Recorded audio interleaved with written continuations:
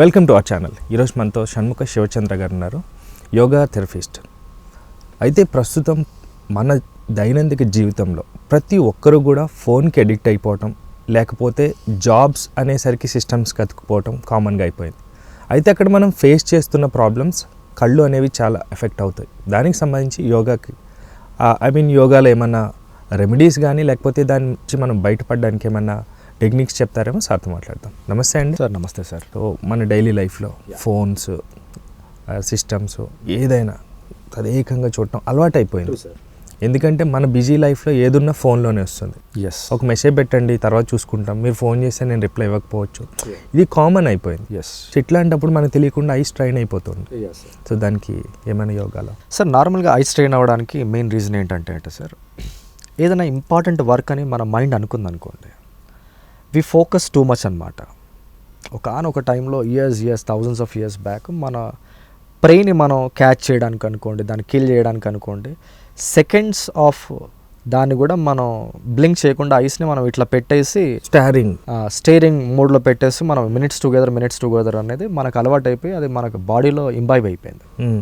మనకి ఇష్టమైన సీరియల్ ఒకటి ఏదైనా వస్తున్నా, మనకి ఇష్టమైన సీరియల్ ఏదన్నా సినిమా ఏదైనా చూస్తున్నా కూడా మనం తెలియకుండానే మినిట్స్ టుగెదర్ ఇట్లా అతుక్కుపోయి ఇట్లా చూస్తూ ఉంటాం అనమాట, బ్లింక్ చేయము.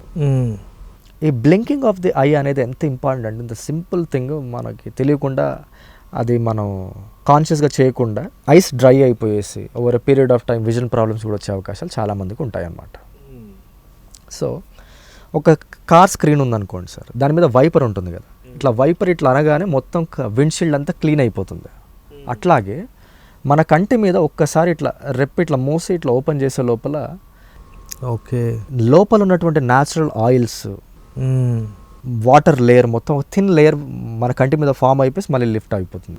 న్యాచురల్ వైపర్ అంటారు. Natural wiper it's nothing but wipers, మన కార్ వైపర్స్ లాగే మనకి కంటి రెప్పలు వైపర్స్ అనమాట. So over a period of time అయిపోతుంది, మనం ఇంపార్టెంట్ వర్క్ చేస్తున్నా మెయిల్ పంపిస్తున్నాం అంటే మనం కాన్షియస్గా వర్క్ మీద ఉంటాము, ఐస్ బికమ్స్ వెరీ స్ట్రెయిన్. ఇదొక్కటి మన మైండ్లో పెట్టుకుంటూ మనం ఒక్క 2 minutes వర్క్ నుంచి ఆఫ్ అయిపోయేసి మనం ఇట్లా పక్కకి హెడ్ జరిపేసి ఇట్లా చూసినామంటే ఆటోమేటిక్గా కళ్ళు కొట్టుకుంటుంటే రిలాక్స్ అయిపోతూ ఉంటాము. మీరు ఏ వర్క్ చేసినా కూడా, ఎటువంటి సిస్టమ్ వర్క్ చేసినా, అయితే సినిమా చూసినా ఏం చూసినా కూడా ఒక 15 minutes ఒకసారి 10 minutes ఒకసారి ఇట్లా రిలాక్స్ అయిపోతూ ఉండాలన్నమాట. Okay. And water levels are very very important sir. Dehydration అవ్వడానికి మైల్డ్ వర్షన్ డీహైడ్రేషన్ ఈ రోజుల్లో చాలా మందికి ఉందంట. దట్ వింటర్లో చాలా మందికి ఉంటుంది mild version of dehydration. Water తాగాలనిపిస్తే వాళ్ళు తాగరనమాట. ఒక 2 to 3 liters ఆఫ్ వాటర్ మనం ఖచ్చితంగా తాగాలి. అప్ టు 4 liters తాగాలంటారు, కానీ ఈ వింటర్లో తాగడం కుదరదు. అట్లీస్ట్ 3 వరకు అయినా తాగే ప్రయత్నం చేయాలి. ఎవ్రీ 1 hour 1.5 hour ఒక హాఫ్ గ్లాస్ 1 glass వాటర్ తాగే ప్రయత్నం చేయాలి. సో బాడీని ఎప్పుడు కూడా హైడ్రేషన్ మోడ్లో ఉంచాలి, హైడ్రేట్ పెట్టాలి. హైడ్రేషన్ మోడ్లో ఉంచితే మన బాడీలో ఉన్నటువంటి 100 trillion cells మొత్తం హైడ్రేషన్లోకి వెళ్తాయి, ఇంక్లూడింగ్ అవర్ ఐస్. వాటర్ అనేది సరిగ్గా లేకపోయి ఉంటే మీరు గమనించండి, కళ్ళు మొత్తం డ్రై అయిపోతూ ఉంటాయి. అండ్ ఇంకొకటి సార్, రీసెంట్లీ మేము ఒక ఇంటర్వ్యూ కూడా చేయడం జరిగింది కంటి హెల్త్ గురించి. బయటికి వెళ్ళినప్పుడు దుమ్ము ధూళి పడుతుంది కంట్లో, మనకి కంటికి కనపడని అంత ఫైనెస్ట్ డస్ట్, అది పడ్డప్పుడు తెలియక మనం చాలామంది నలుచుకుంటూ ఉంటారు కళ్ళని. అది చాలా డేంజర్ అనమాట. ఈ కళ్ళ నీళ్ళు నడుచుకోవడం వల్ల ఇది చేతులు ఎక్కడెక్కడ పెట్టేసి వీటికి ఉన్నటువంటి ఫంగల్, బ్యాక్టీరియల్, వైరల్ ప్యాథోజన్స్ మొత్తం కంటి లోపలికి వచ్చేసి కంటి ఇన్ఫ్లమేషన్ వచ్చేస్తుంది. సో ఎప్పుడు కళ్ళు నలవాలి అది అనిపించినా కూడా ఒక ఫ్రెష్ కాటన్ లైక్ ఇచ్చింగ్ అనిపించినా కూడా ఒక ఫస్ట్ వాష్ బేసిన్ దగ్గరికి వెళ్ళిపోయి కళ్ళని కడుక్కోవాలి హాయిగా, ఇట్లా స్ప్లాష్ చేసి మొత్తం డర్ట్, దుమ్ము, ధూళి అంతా వెళ్ళిపోతుంది. ప్రాబ్లం ఏం లేదండి, వాటర్ మన అట్లా balls 100% no problem sir. Just ఇట్లా స్ప్లాష్ చేసుకోవాలి.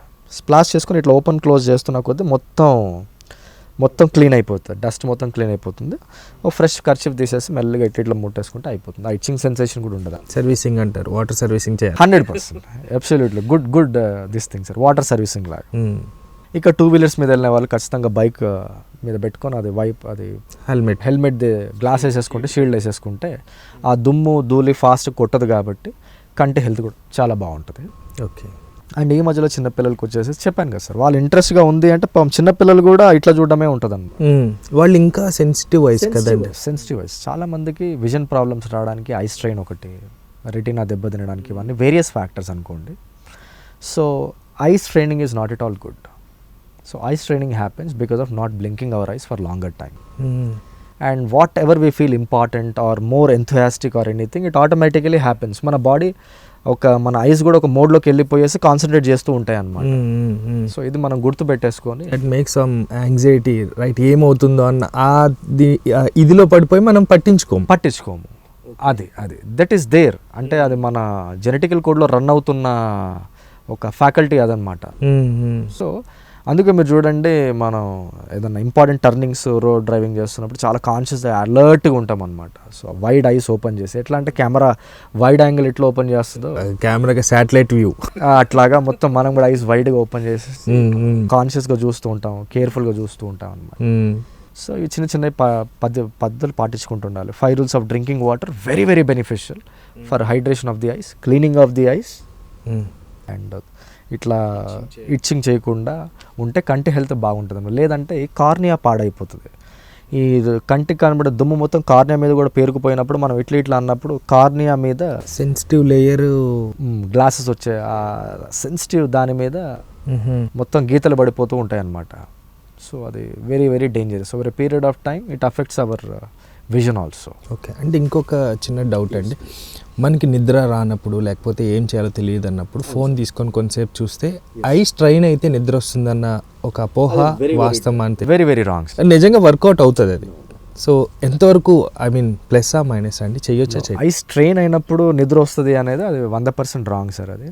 బట్ అలా అని చెప్పేసి ఐ స్ట్రెయిన్ రెగ్యులర్గా చేసుకుంటే మళ్ళీ వాళ్ళకి విజన్ ప్రాబ్లమ్స్ కూడా కంపల్సరీ మనం స్ట్రెయిన్ అవ్వాలి తర్వాత. 100%. So conscious viewing, forceful viewing దగ్గర పెట్టుకొని మీరు కరెక్ట్గా చూస్తున్నారు అంటే నాట్ జస్ట్ ఐ స్ట్రెయినింగ్, లోపల బ్రెయిన్ కూడా ఇన్ఫ్లేమ్ అయిపోయింది. అండ్ చాలామంది ఇట్లా రన్ చేస్తూ ఉంటారు, ఒక 10, 15, 20, 30 స్క్రోల్స్ అవి అని చెప్పేసి బ్రెయిన్ అది ప్రాసెస్ చేసే లోపల ఇది వెళ్ళిపోతూ ఉంటుంది, అది నెక్స్ట్ ప్రాసెస్ చేసే లోపల ఇది వెళ్ళిపోతూ ఉంటుంది అనమాట. So it's like a brain disturbance. అది ఓవర్ పీరియడ్ ఆఫ్ టైం బ్రెయిన్కి సంబంధించిన డిజార్డర్స్ కూడా వస్తాయన్నమాట. Very very danger. Okay, so we should use our senses very consciously, very for good this things and all that. Otherwise మనం కోరి తీసుకున్న problems అవుతాయి అన్నమాట ఇవన్నీ. ఓకే, అలా sir. Okay, thank you sir. Thank you so much sir. Thank you viewers. Bye.